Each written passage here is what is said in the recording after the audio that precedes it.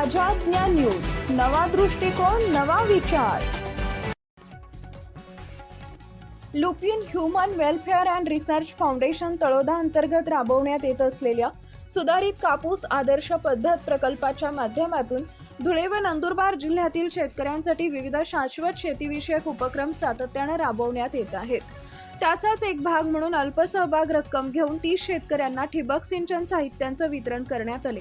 या उपक्रमाअंतर्गत तळोदा पीयू परिसरातील गोपालपूर, रोजवा, तळवे, नर्मदा नगर, मोड, गोपाळपूर, नवागाव, सिलिंगपूर, खरवड, तरावत, रेवानगर, लाखापूर, धवळीविहार, सोमावल, धानोरा, रांजणी, पाडलपूर तसेच परिसरातील इतर गावातील शेतकऱ्यांना ठिबक सिंचनाचा लाभ देण्यात आला। सध्याच्या पाणी टंचाईच्या पार्श्वभूमीवर तसेच बदलत्या हवामानाचा विचार करता शाश्वत व कार्यक्षम पाणी व्यवस्थापन करणे अत्यावश्यक असल्याचे यावेळी नमूद करण्यात आले। कापूस पिकामध्ये कमी पाण्यात अधिक उत्पादन मिळवण्यासाठी ठिबक सिंचन पद्धतीचा अवलंब करणे ही काळाची गरज आहे। या पद्धतीमुळे पाण्याची लक्षणीय बचत, उत्पादन खर्चात घट आणि शेतकऱ्यांच्या उत्पन्नात वाढ होण्यास मदत होते। तसेच संभाव्य दुष्काळी परिस्थितीवर मात करण्यासाठीही ही पद्धत प्रभावी ठरणार आहे। या अनुषंगाने फाउंडेशन मार्फत 30 शेतकऱ्यांना ठिबक सिंचन साहित्यांचे वितरण करून त्यांना तांत्रिक मार्गदर्शन करण्यात आले। चालू हंगामात एकूण 108 शेतकऱ्यांना ठिबक सिंचनाचा लाभ देण्यात आल्याची माहिती देण्यात आली आहे।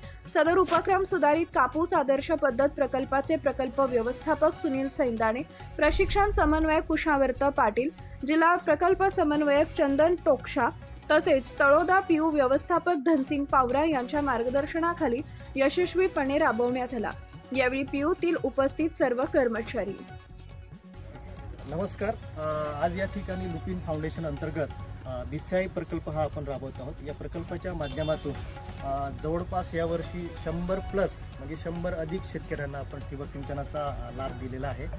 आणि मुख्यतः या ठिबक सिंचन देण्याचं कारण किंवा लाभ देण्याचं कारण शेतकऱ्यांनी शेती क्षेत्रामध्ये शाश्वत पद्धतीने पाण्याचा वापर केला पाहिजे।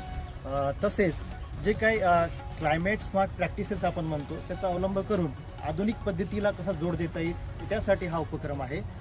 शेतकऱ्यांनी नक्कीच ठिबक सिंचनाचा योग्य वापर हा कापूस पिकामध्ये करावा आणि त्याच्यापासून जे काही फायदे आहेत ते आपण आमच्या कर्मचाऱ्याच्या माध्यमातून जाणून घेऊया।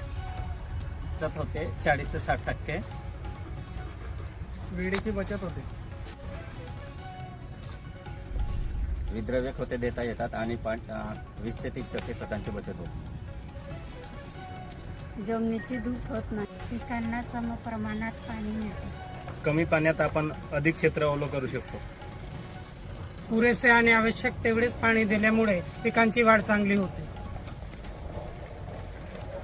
सडोतरच्या जमिनी सपाटीकरण करून सुद्धा आपण लाईक करा, शेअर करा, सबस्क्राईब करा आणि बेल आयकॉन प्रेस करा।